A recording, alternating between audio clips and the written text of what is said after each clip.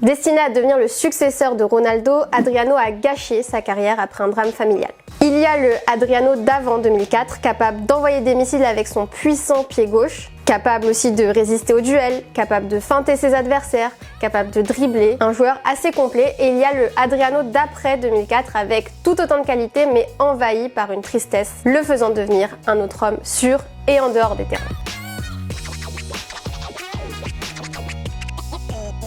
Adriano a côtoyé les sommets du football bien moins longtemps qu'il n'aurait pu car démotivé, il a préféré rentrer au Brésil chez les siens pour soigner ses peines. Adriano Leite Ribeiro est né le 17 février 82 à Rio de Janeiro. Il a grandi dans la favela de Villa Cruzeiro, là où il a d'ailleurs récemment été pris en photo. L'air heureux, mais il s'en est passé du chemin entre temps. Reprenons du début. Adriano avait toujours un ballon au pied, mis par Dieu selon lui. Et c'est avec le coup de pouce de sa famille qu'il va pouvoir faire de sa passion son métier. À ses 7 ans, certains se sont cotisés pour le faire intégrer l'académie du club le plus populaire du pays, Flamengo. Débute alors un périple journalier pour se rendre à cette fameuse académie que le petit Adriano réalisera tous les jours avec sa grand-mère, la légende comme il l'appelle. Il a raconté qu'elle lui faisait du popcorn et du pain avec un petit peu de sucre pour qu'il soit en forme. Ça, Adriano ne l'a pas oublié. Une fois là-bas, elle regardait ses matchs de la première à la dernière minute pour lui débriefer pendant les heures de bus au retour. Mourinho avant Mourinho, comme l'a si bien dit le joueur. Cette routine a duré 8 ans. Lorsqu'il a eu 10 ans, Adriano a vécu un premier choc vis-à-vis de son père.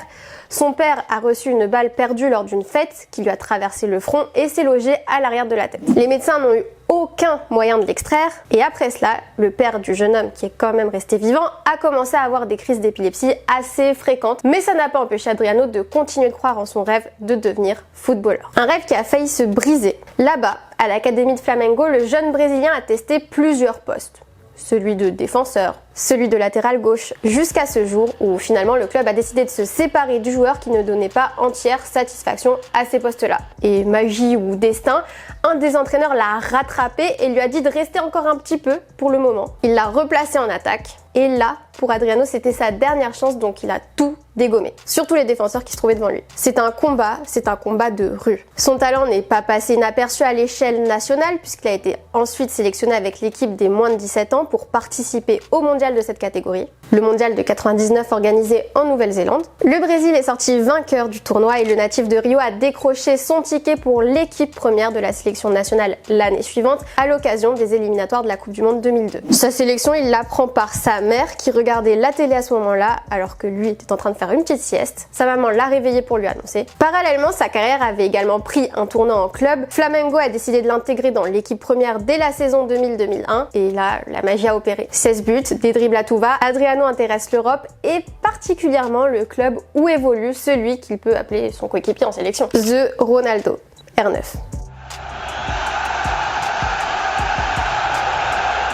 En 2001, Adriano a rejoint officiellement l'Inter Milan d'Hector Cooper. Il marque dès son premier match, c'était un match amical face au Real Madrid au Bernabéu. L'Inter a obtenu un coup franc et l'entraîneur a insisté pour que cette nouvelle recrue tire ce coup franc. Donc Adriano, entouré de Seedorf, Di Baggio et Materazzi, a envoyé un missile du gauche pleine lucarne. Iker Casillas n'a rien pu faire.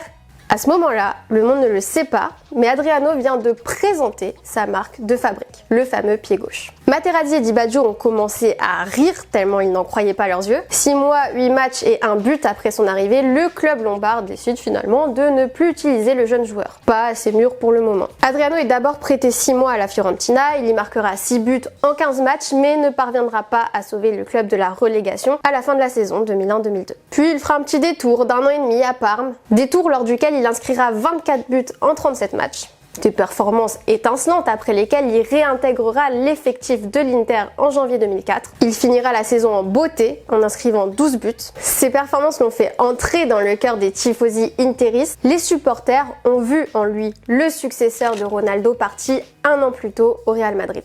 Il sait tout faire. Dribbler, courir, passer, frapper, marquer. Un seul défaut lui est reproché, celui de ne pas assez concrétiser ses actions. Mais bon, quelques mois plus tard, le défaut semble gommé. Lors de la Copa América, Adriano brille, y compris en finale. Il égalise face à l'Argentine à la 93e minute en frappant aussi fort qu'il a pu du gauche. L'Argentine, rivale historique qui se voyait déjà gagner la Copa, va redescendre d'un étage puisque c'est le Brésil qui l'emportera au tir au but le 25 juillet 2004. Battre l'Argentine comme ça, pour mon pays, sous les yeux de ma famille, c'était probablement le plus beau jour de ma vie. Adriano termine meilleur buteur et meilleur joueur de la compétition. Peu de temps avant le début de la nouvelle saison, le 3 août 2004, alors qu'il est au sommet de sa gloire, de son football, Adriano reçoit un appel qui va changer sa vie.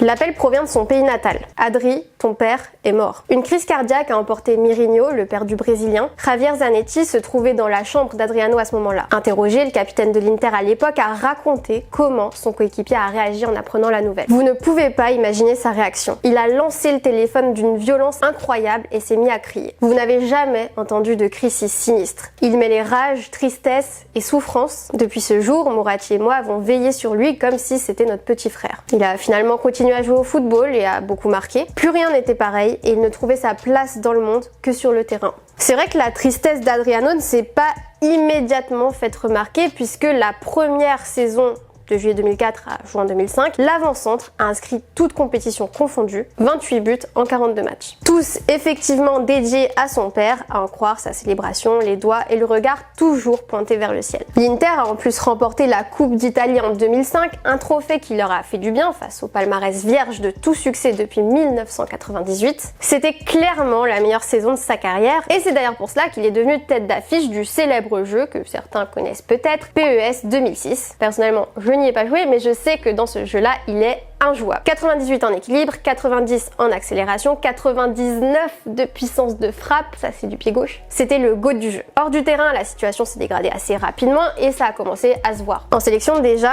au Mondial 2006, l'attaque gargantuesque Ronaldo, Kaká, Ronaldinho, Adriano du Brésil ne répond pas aux attentes. En 2007, il n'est pas sélectionné et sa nation décroche sans lui la Copa América. Idem pour la Coupe des Confédérations 2 ans plus tard. Il n'est pas non plus retenu pour la Coupe du Monde 2010, mais jouera quand même les éliminatoires. En club, le joueur a accumulé les sorties et les retards à l'entraînement. Donc tant qu'il marquait, ça passait, mais à partir du moment où les buts se sont fait plus rares, les supporters, tout comme ses propres coéquipiers, ont commencé à lui en vouloir. Et particulièrement les Argentins du club, animés peut-être aussi par la rivalité qui existe entre les deux nations dans le football. Adriano a fini par être mis à l'écart par une grande partie du groupe. Fernando Orsi, qui était l'assistant coach de l'Inter de 2004 à 2006, en a été témoin et l'a raconté. C'est vrai qu'il n'était pas un professionnel dans sa globalité, mais du moment qu'il faisait gagner les matchs, c'est quand les résultats ne suivent pas que tout ressort. On avait la colonie des Argentins, celle des Brésiliens. Ses coéquipiers ont ensuite eu plus de mal à accepter le fait qu'il prenait son métier d'une certaine façon. Quand tu arrives en retard, que tu joues mal, les choses passent forcément moins bien. Le poids, les blessures, ce n'était plus l'Adriano d'avant et c'est là que sa trajectoire a commencé à dégringoler. Et de manière vertigineuse. Il a été tout là-haut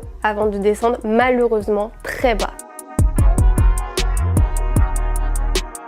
Après la mort de son père, Adriano a pris du poids, un paramètre évidemment important pour se maintenir dans le sport de haut niveau. L'alcool qu'il utilisait pensant que ça l'aidait à se sentir mieux devait y être pour beaucoup. Pourtant, son grand-père était décédé parce qu'il buvait justement trop d'alcool et son père, récemment mort, avait averti le jeune Adriano de ne pas toucher à tout ça. J'étais seule en Italie, triste et dépressif, et c'est là que j'ai commencé à boire. C'était le seul moment où je me sentais heureux et je le faisais chaque nuit. Je buvais tout ce que j'avais sous la main, vin, whisky, vodka, bière, beaucoup de bière. Je n'arrêtais pas et j'ai finalement dû quitter l'Inter. Le club a pourtant tenté de couvrir son joueur en le déclarant comme blessé lorsqu'il était ivre, mais la vérité était donc bien plus sombre. J'allais tout le temps aux entraînements, même complètement ivre, et le staff médical me prenait en charge pour me faire dormir. L'Inter m'a longtemps couvert en disant que j'avais un problème musculaire. Le joueur a reconnu plus tard que le président Moratti avait été ultra compréhensif et cool avec lui. C'est lui d'ailleurs qui l'a laissé filer à Sao Paulo en 2007 sous forme de prêt, en espérant que son état psychologique s'améliore au Brésil. Et c'est vrai que cette saison-là, le joueur a semblé aller mieux. Il s'est senti chez lui et a pris le temps de consulter un psychologue. Bilan de cette saison, 7 buts en 29 matchs. Cette parenthèse n'a duré qu'1 an, Milan. L'empereur est retourné dans son royaume à Milan, royaume qui avait légèrement changé en son absence. Un certain José Mourinho avait pris les commandes des Nerazzurri. Pas fou, le José connaissait le talent du Brésilien et voulait le titulariser aux côtés du grand Zlatan Ibrahimovic en attaque. L'attaque des deux loustiques ne va pas durer très longtemps car les sorties nocturnes d'Adriano seront dévoilées dans la presse italienne, presse qu'il jugeait oppressante, et pour la petite anecdote, sa grand-mère, donc qu'il appelait la légende, a failli jeter de l'eau bouillante sur des journalistes qui zonaient devant chez lui à cette époque-là. Le retour à l'Inter sera donc de courte durée,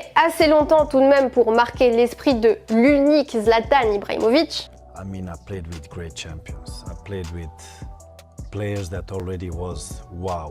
I played with players that I saw was a talent, became wow. But the one I felt that could do it longer was, and he didn't do it, was Adriano when I was in Inter.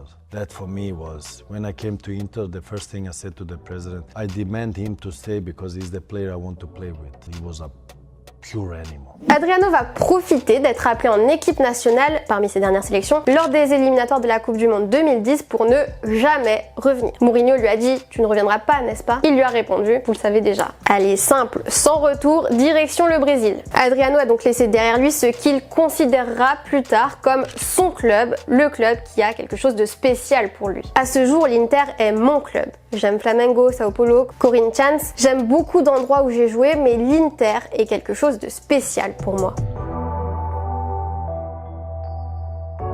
Le 1er mai 2009, Adriano a renoué avec un écusson qu'il connaît bien, celui de Flamengo, après avoir résilié donc son contrat avec l'Inter Milan. Il a séché plusieurs entraînements puis a fini par se concentrer et trouver le chemin des filets. Son bilan, 13 buts en 20 matchs et en prime un titre de champion du Brésil cette année-là. Coup de théâtre, en juin 2010, Adriano retourne en Italie, à Rome cette fois. Bon, il n'y restera que quelques mois avant que le club décide de s'en séparer le 8 mars 2011 après plusieurs écarts de conduite. Au moment de sa signature, l'attaquant avait fait les gros titres de la presse brésilienne pour des transactions financières présumées avec des trafiquants de drogue. Et notamment Fabiano Atanasio da Silva, le chef du trafic de stupéfiants de la favela Villa Cruzeiro, donc qui était accusé d'avoir abattu au fusil un hélicoptère de la police le 17 octobre précédent et d'avoir tué un directeur de prison en octobre 2008. La police enquêtait à cette période-là également sur 2 photos d'Adriano. Sur l'une d'elles, l'attaquant brésilien fait avec les doigts les initiales CV en référence au gang Comando Vermelho de Rio, et sur l'autre, il empoigne un fusil. Ces photos auraient été prises chez lui quand il habitait à Côme et qu'il jouait pour l'Inter. L'agent du joueur avait affirmé à Odia que l'arme sur la photo n'était en réalité qu'une réplique utilisée pour des jeux de paintball. C'était donc la 2e fois en moins de 3 mois qu'Adriano était entendu par la police. Il avait aussi dû s'exprimer en avril sur pourquoi une de ses motos était immatriculée au nom de la mère d'un trafiquant de drogue et d'un de ses amis d'enfance, Paulo Rogério de Souza Paz. Pour ne rien arranger à son image, ses affaires sexuelles et notamment des orgies organisées par le joueur où se mêlaient des top modèles, des sportifs et des gangsters n'étaient plus un secret non plus. Bilan à Rome, des problèmes et 0 but en 8 matchs. Jamais 203, Adriano a quitté l'Italie pour retourner au Brésil où il s'est blessé au tendon d'Achille dès son premier entraînement avec son nouveau club des Corinthians. Une blessure qui annonçait une fin de carrière proche. Quand j'ai fait éclater mon tendon d'Achille en 2011, mec, je savais que c'était fini pour moi physiquement. Vous pouvez vous faire opérer, le rééduquer et essayer de continuer, mais vous ne serez plus jamais le même. Mon explosivité avait disparu, mon solde avait disparu, je marchais toujours en boitant et j'ai encore un trou à la cheville. C'était la même chose quand mon père est mort, sauf que la cicatrice était en moi. J'ai un trou à la cheville et un autre dans l'âme. Cette même année, en décembre, Adriano est soupçonné d'avoir blessé par balle une jeune fille de 20 ans. Cette jeune fille se trouvait dans sa voiture, donc une affaire supplémentaire pour le joueur. La femme aurait finalement avoué qu'elle était à l'origine du coup de feu et non le joueur, contrairement à ce qu'elle avait d'abord déclaré. L'enquête de police a par la suite confirmé cette hypothèse et pour te la faire courte, ou presque, sur sa fin de carrière, il est retourné ensuite à Flamengo en août 2012 pour 6 mois, rémunéré au rendement. Ça a duré 4 mois car Adriano a reçu un 6e et ultime avertissement en raison de sa non-présentation à la convocation de son président pour s'expliquer sur sa blessure au tendon d'Achille. Encore un petit problème de comportement. En février 2014, il a signé à l'Atlético Paranense. Son contrat de 3 mois n'a pas été renouvelé. Les jours précédents, le joueur avait séché 2 fois l'entraînement. Surprise, durant la trêve hivernale, le 31 octobre 2014, Adriano est aperçu dans un stade de Ligue 2.